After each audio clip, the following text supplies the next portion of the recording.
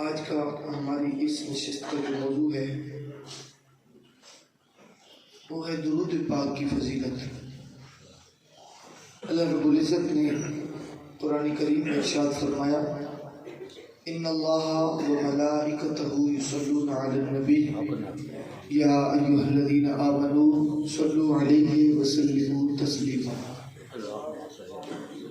بے شک اللہ رب العزت اور اس کے تمام فرشتے یصلون علی النبی صلاۃ بھیجتے ہیں نبی مکرم صلی اللہ علیہ وسلم پر۔ اے ایمان والو صلو علیہ وسلم تسلیما، تم بھی اس نبی مکرم صلی اللہ علیہ وآلہ وسلم پر درود بھیجا کرو اور سلام بھیجا کرو۔ اب یہاں سے میں آپ کے سامنے ایک چھوٹی سی بات رکھنا چاہتا ہوں کہ اللہ نے مخاطب کن کو فرمایا یا ایھا الذین آمنوا، تو معلوم ہوا اللہ رب العزت نے جسے ایمان عطا کیا ہوگا وہ ضرور محمد نبی کی ذات پہ درود و سلام بھیجے گا، کیونکہ یہ شان ہے ایمان والوں کی کہ وہ حضور پہ سلام بھیجتے ہیں۔ یا ایھا الذین آمنوا، اے ایمان والو، صلو علیہ وسلم تسلیما، تو رب جب ایمان والوں کو مخاطب فرما رہا ہے تو توفیق بھی ایمان والوں کو ہی رب دے گا کہ وہ اس کے حبیب کریم صلی اللہ علیہ وسلم کی ذات پہ درود و سلام پیش کریں۔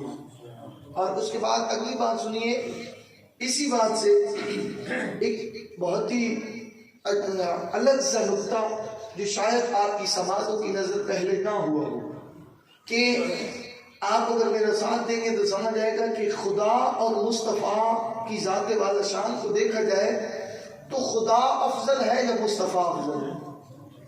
خدا بہتر ہے یا مصطفیٰ بہتر ہے؟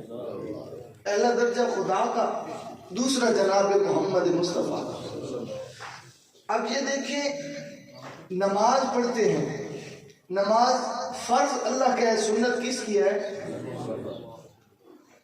روزہ، حج، زکوٰۃ، فطرانہ، جتنے بھی صدقہ کرنا ہے، عبادت کرنا ہے، نوافل ادا کرنا ہے، یہ جتنے بھی افعال ہیں یہ سنت محمدی ہیں۔ خدا نے تو نہیں پڑھی نماز، خدا نے تو صدقہ نہیں دیا، خدا نے تو خیرات نہیں کی، خدا نے تو کلمہ نہیں پڑھا ہے، یہ ساری کی ساری سنتیں ہیں محمد مصطفیٰ کی۔ لیکن کبھی سوچئے کہ خدا کی کیا سنت ہے؟ یہ ساری سنتیں ہیں مصطفیٰ کی۔ اگر خدا کی سنت دیکھنی ہو تو قرآن گواہ ہے، خدا اپنے حبیب کی ذات پہ درود پڑھتا کرتا۔ تو معلوم ہوا کہ نماز فرض ہے مسلمانوں پر۔ اگر شخصیت اور مرتبہ و مقام کے لحاظ سے دیکھا جائے، سٹیٹس کے لحاظ سے دیکھا جائے تو نماز فرض خدا کا ہے، لیکن اگر ذات کا وہ معیار دیکھا جائے تو درود خدا کی سنت ہے، نماز مصطفیٰ کی سنت ہے۔ تو اس لحاظ سے یہ جو درود ہے نماز سے کئی درجے بڑھ جاتا ہے، نماز پیچھے رہ جاتی ہے، محمد مصطفیٰ کا درود آگے نکل جاتا ہے، کیونکہ یہ خدا کی سنت ہے۔ قرآن سارا گواہ ہے، کسی جگہ پہ رب نے نماز نہیں پڑھی، روزہ نہیں رکھا، حج زکوٰۃ کی کوئی کام بھی رب نے نہیں کیا۔ قرآن ایک ہی چیز کی گواہی دے رہا ہے، رب نے صرف ایک ہی کام کیا ہے، جب بھی نظر آتا ہے محمد ربی کی ذات پہ درود پڑھ کر نظر آتا ہے۔ یہ ہے سنت خدا بندگی۔ اگر اسلام کی بڑی مشہور زمانہ حدیث پاک ہے کہ مصطفیٰ کریم صلی اللہ علیہ وسلم نے فرمایا قیامت کے روز وہ شخص مجھ سے سب سے زیادہ قریب ہوگا جس نے دنیا میں رہ کر مجھ پہ سب سے زیادہ درود و سلام پڑھا۔ اب دیکھیں، نماز پڑھیں گے اس کے بدلے میں اللہ رب العزت جنت دے گا، روزہ رکھیں گے اللہ رب العزت اس کے بدلے میں جنت دے گا، حج کریں گے اللہ رب العزت اس کے بدلے میں جنت عطا فرمائے گا۔ جتنی بھی عبادات و ریاضات اور اعمال صالحہ ہیں ان کے بدلہ میں رب جنت دے گا۔ درود ایک ایسی نعمت ہے، ایک ایسی رحمت ہے خدا کی طرف سے، اور ایسی باکمال چیز ہے۔ اللہ رب العزت کے حبیب نے فرمایا جو مجھ پہ درود و سلام پڑھے گا وہ جنت میں اتنا ہی میرے زیادہ قریب ہوگا جتنا اس نے درود پڑھا ہوگا۔ تو معلوم ہوا اور عبادتیں کرنے سے رب جنت دیتا ہے۔ درود وہ عبادت ہے کہ جس کے کرنے سے جنت تو ملنی ہی ملنی ہے، خود بس میں جنت کا دولہا بھی مل جاتا ہے۔ قیامت کے روز کریم آقا کے ساتھ ملے گا، کریم آقا کا قرب ملنا ہے، تو کتنی بڑی نعمت ہے یہ درود و سلام کہ جنت تو ملنی ہی ملنی ہے نا محمد مصطفیٰ کے غلاموں کو۔ وہ پیچھے الگ بات ہے کہ ان کے اعمال کی سزا جزا ہوگی، لیکن یہ تحمل رکھیں اور ایمان رکھیں کہ محمد مصطفیٰ کے امتی کو جنت ضرور ملی، جنت تو ملنی ہی ملنی ہے۔ مزہ تو تب ہے کہ بس میں جنت کا دولہا ہی مل جائے۔ اور عاشقوں نے جو جنت کی تعریف کی ہے نا، وہ یہ کہتے ہیں کہ جنت ہمیں نہیں پسند۔ کیا ہے جنت؟ محمد مصطفیٰ کے غلاموں کے سامنے کیا ہے جنت؟ وہ کہتے ہیں ہمیں جنت اس لیے پسند ہے کیونکہ ہمارے پیارے آقا اس جنت میں ہوتے، اس وجہ سے جنت محبوب ہے۔ تو پھر یہ اور آقا علیہ الصلوۃ والسلام پر درود و سلام پڑھنے کی بے حد و بے شمار فضائل ہیں، بے شمار۔ ایک اور انوکھی بات جو شاید یہ بھی آپ نے پہلے نہ سنی ہوگی کہ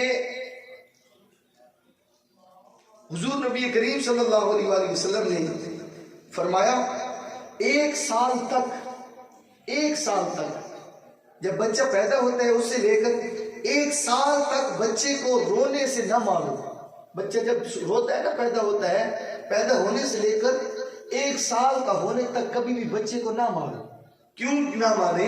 آقا علیہ الصلوۃ والسلام نے فرمایا کیونکہ پیدا ہونے سے لے کر 4 ماہ تک اس کا رونا لا الہ الا اللہ کی شہادت کے لیے ہوتا ہے، پہلے 4 مہینے۔ اور دوسرے 4 مہینے کریم آقا صلی اللہ علیہ وسلم نے فرمایا وہ دوسرے 4 مہینے جو بچہ روتا ہے نا، اس کا رونا مجھ پہ درود و سلام پڑھنا ہوتا ہے۔ دوسرے 4 ماہ تک 8 ماہ ہو گئے، اور پھر 4 ماہ سال کے جو بچتے ہیں، کریم آقا صلی اللہ علیہ وسلم نے فرمایا آخری جو 4 ماہ ہے نا، ان میں وہ بچہ جو روتا ہے وہ اس کا رونا اس کے والدین کے لیے دعائے مغفرت ہوتی ہے۔ یعنی شروع سے لے کر ہی رب اہل ایمان اور اہل اسلام کے گھروں میں جو بچے پیدا ہوتے ہیں ان میں بھی ذکر اللہ اور ذکر مصطفیٰ کی جو اصل ہوتی ہے وہ رکھ دیتا ہے۔ بچپن سے ہی اللہ رب العزت بچے کو بھی یہ سکھا دیتا ہے کہ پہلے 4 مہینے اس نے اللہ کا ذکر کرنا ہے، دوسرے 4 مہینے اس نے جناب محمد رسول اللہ کا ذکر کرنا ہے، اور آخری 4 مہینے اس نے سرور کائنات صلی اللہ علیہ وسلم کی امت میں آنے کے بعد اپنے والدین کے لیے دعائے مغفرت کرنی ہے۔ اور پھر آقا علیہ الصلوۃ والسلام کی حدیث پاک حضرت عمر بن خطاب رضی اللہ عنہ سے ایک روایت بڑی مشہور ہے درود کے فضائل میں کہ آپ فرماتے ہیں کہ دعا جب بندہ دعا کرتا ہے نا تو دعا زمین و آسمان کے درمیان ٹھہری رہتی ہے، اوپر جاتی نہیں ہے۔ دعا جو ہم کرتے ہیں وہ زمین اور آسمان کے درمیان رہتی ہے، اوپر جاتی نہیں ہے۔ اوپر کب جاتی ہے؟ حضرت عمر رضی اللہ عنہ فرماتے ہیں اوپر کی طرف جاتی نہیں ہے، قبول نہیں ہوتی جب تک تو اپنے نبی مکرم صلی اللہ علیہ وآلہ وسلم پر درود نہ بھیجے۔ اور فرمایا کہ شروع اور آخر میں درود پڑھا کریں، یہ اس دعا کے 2 پر بن جاتے ہیں جو اس دعا کو اللہ رب العزت کی طرف لے جاتی ہے۔ یہ درود و سلام کی فضیلت ہے۔ اور حضرت انس بن مالک رضی اللہ عنہ سے روایت ہے حضور نبی اکرم صلی اللہ علیہ وسلم نے فرمایا جب قیامت کا دن ہوگا تو حدیث لکھنے والے لوگ آئیں گے، محدث، درا حالے کہ ان کے ہاتھوں میں دواتیں ہوں گی، بس اللہ عز و جل حضرت جبریل علیہ السلام کو حکم دے گا کہ وہ ان کے پاس جا کر ان سے پوچھے کہ وہ کون ہے۔ اللہ نہیں جانتا کون ہے وہ، اللہ جو بھیجے گا جبریل کو اللہ نہیں جانتا وہ کون ہے۔ تو یہ کئی جگہات پہ ایسے واقعات وقوع ہوئے ہیں کہ کریم آقا نے فرمایا ان سے پوچھئے۔ آقا علیہ الصلوۃ والسلام کا بھی یہ وہاں کوئی بندہ مقصد نہ لینے کہ میرے حضور کو پتہ نہیں، بلکہ جس طرح یہاں پہ درود و سلام کی عظمت کو رب نے واضح کرنا تھا نا، اسی طرح رب ذوالجلال اپنے حبیب کی شانوں کو واضح کرنے کے لیے یہ محمد عربی کی زبان سے فرماتا ہے کہ اے حبیب آپ یہ فرمائیے کہ جا کر ان سے پوچھیں کس طرح ہوئے۔ یہ آقا علیہ الصلوۃ والسلام کے علم غیب کی نفی نہیں کی جاتی ان اعمال سے اور ان افعال سے اور ان باتوں سے۔ اس کلام سے حضور کے علم غیب کی نفی نہیں کی جائے گی کہ دیکھیں جی حضور تو خود پوچھ رہے انہیں تو پتہ نہیں۔ کچھ جاہل لوگ یہ مانا لے لیتے ہیں نا کہ دیکھیں حضور کو پتہ ہوتا تو پھر آپ بھیجتے کہ آپ پوچھیں، انہیں تو پتہ تھا، لیکن یہ نہیں ہے حقیقت۔ اب اللہ کو نہیں پتہ تھا یہاں کہ جبریل کو بھیج کے پچھوا رہا ہے، نہیں، یہاں درود و سلام اور محمد عربی کی شان کو واضح کرنا تھا۔ تو اللہ رب العزت فرمائیں گے جبریل علیہ السلام کو حکم دے گا میرا اللہ کہ وہ ان کے پاس جا کر ان سے پوچھے کہ وہ کون ہے۔ جبریل بھی ان کے پاس جا کر ان سے پوچھیں گے کہ تم کون ہو؟ وہ کہیں گے ہم کاتبین حدیث ہیں، ہم حدیث لکھنے والے ہیں۔ تو اللہ تعالیٰ ان سے فرمائے گا جنت میں اتنے عرصہ کے لیے داخل ہو جاؤ جتنا عرصہ تم میرے حبیب پہ درود و سلام پڑھتے ہو، اتنا عرصہ جاؤ جنت میں داخل ہو جاؤ۔ یہ درود و سلام کی فضائل ہیں۔ اور پھر حضرت ابو ہریرہ رضی اللہ عنہ بیان کرتے ہیں کہ حضرت حضور نبی اکرم صلی اللہ علیہ وسلم نے ارشاد فرمایا جو شخص مجھ پر کسی کتاب میں درود بھیجتا ہے، درود و سلام کی کتابیں ہوتی ہیں نا فضائل کی لکھی ہوئی، ان میں سے کبھی نہ کبھی اٹھا کے پڑھ لیے کرے درود و سلام۔ سنیے، جو کسی کتاب میں درود بھیجتا ہے نا مجھ پر، تو فرشتے اس کے لیے، اس درود پڑھنے والے کے لیے اس وقت تک بخشش کی دعا کرتے رہتے ہیں جب تک میرا نام اس کتاب میں موجود رہتا ہے۔ اب دیکھیے کتنے، اگر ایک کتاب ہم پڑھ لیں تو ہزاروں سال کتاب کی زندگی ہوتی ہے۔ ہم چلے جائیں گے، ہمارے بچے آئیں گے، پھر وہ چلے جائیں گے، ان کے بچے آئیں گے۔ اگر ہم انہیں ادب و احترام سکھا جائیں گے نا تو اگلی صدیوں تک وہ کتاب باقی رہے گی، صدیوں تک فرشتے ہمارے نام اعمال میں ثواب لکھتے رہیں گے۔ اس سے بڑی عبادت کا ثواب میں نے کہیں نہیں دیکھا۔ اسی لیے تو میرے حضور شیخ الاسلام نے فرمایا، آپ نے کتنی بڑی بات فرمائی، میں نے اس دن بھی عرض کی کہ آپ نے فرمایا میری زندگی کا یہ نچوڑ ہے کہ اس کائنات کی سب سے بڑی جو عبادت ہے، میرے حضور شیخ الاسلام والمسلمین نے فرمایا، آپ نے فرمایا وہ درود و سلام ہے۔ آپ فرماتے ہیں چونکہ اسی میں ذکر خدا بھی ہے اور ذکر مصطفیٰ بھی ہے، اسی درود و سلام کے اندر۔ تو پھر ایک اور حدیث پاک حضرت انس بن مالک رضی اللہ عنہ سے مروی ہے کہ حضور نبی اکرم صلی اللہ علیہ وسلم نے فرمایا جو شخص مجھ پر ایک مرتبہ درود پڑھتا ہے اللہ تعالیٰ اس پر 10 رحمتوں کا نزول کرتا ہے۔ وہ اللہ تعالیٰ نزول کرتا ہے 10 رحمتوں کا۔ اللہ تعالیٰ جس نے اس کائنات کو پیدا فرمایا وہ رب درود پڑھتا ہے 10 بار۔ تو سوچئے وہ کتنی عظمت اور شان والا نبی ہوگا کہ جس پہ ایک مرتبہ درود پڑھنے کے تصدق سے خود رب 10 بار درود و سلام کرتا ہے۔ وہ کتنی عظمت اور شان کی والی ہستی ہوگی، وہ کتنے مرتبہ مقام والی ہستی ہوگی۔ ہمارے تخیل اور تصور کی پرواز اس ابتدا تک نہیں جاتی ہے تو اللہ ہی جانے اس حبیب کی انتہا کیا ہوگی، کتنی عظمت اور وقار ہوگا اس نبی کا کہ جس پہ درود بھیجنے سے خود رب بدلے میں 10 مرتبہ بھیجتا ہے۔ کتنی عظمت اور کتنا سونا ہوگا وہ کملی والا جس کے بدلے میں رب اتنی عظمت اور شانیں ہم جیسے غلیظوں، کمینوں اور گناہگاروں پر بھی اتنی نوازشات کر رہا ہے۔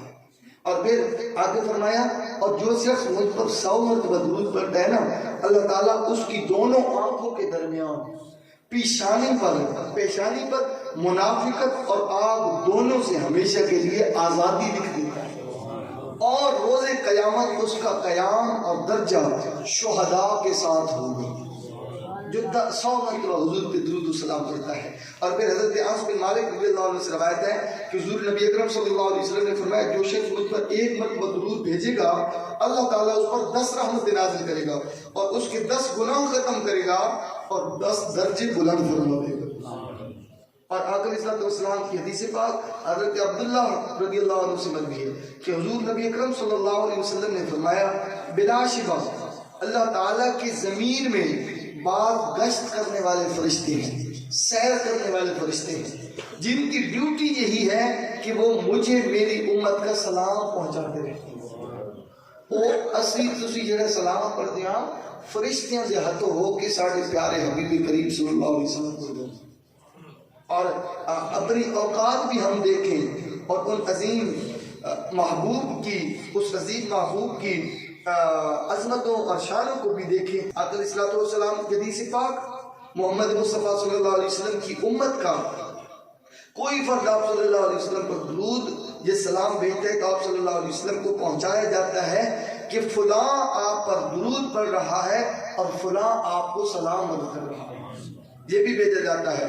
اور ایک اور بات بھی سن لیں، وہ عظمت اور شان والی عبادت ہے یہ درود و سلام کہ یہ بندہ خود پڑھتا ہے نا تو والدین کئیوں کے نہیں ہیں، کوئی بندہ چاہتا ہے کہ میرے والد کا مرتبہ بلند ہو، مقام بلند ہو، عزت ہو، توقیر ہو، رفعت ہو، نام لیا جائے میرے والد کا۔ ارے اس دنیا کے اگر سیٹ اپ میں ہمیں دیکھا جائے تو ہم یہ چاہتے ہیں کہ ہمارا جو والد کا نام ہے وہ بلند ہو، وہ بڑے سے بڑے کے سامنے پیش کیا جائے۔ کملی والے آقا نے فرمایا جو بندہ مجھ پہ درود پڑھتا ہے نا، اس درود پڑھنے والے کا نام بھی اور اس کے والد کا نام بھی مجھ پہ پیش کیا جاتا ہے، جو فرشتے لے کے آتے ہیں کہ اے حبیب فلاں ابن فلاں نے تو پہ درود و سلام پیش کیا۔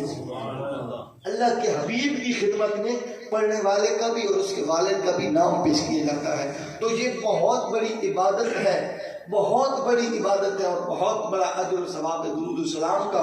اسے اپنی زندگی کا حصہ بنا لے۔ وہ وقت کے دامن میں گنجائش نہیں کہ ہر ایک زندگی کے ہر ایک موڑ پر درود و سلام کی ایک الگ فضیلت اور عظمت اور برکت دیکھی جاتی ہے۔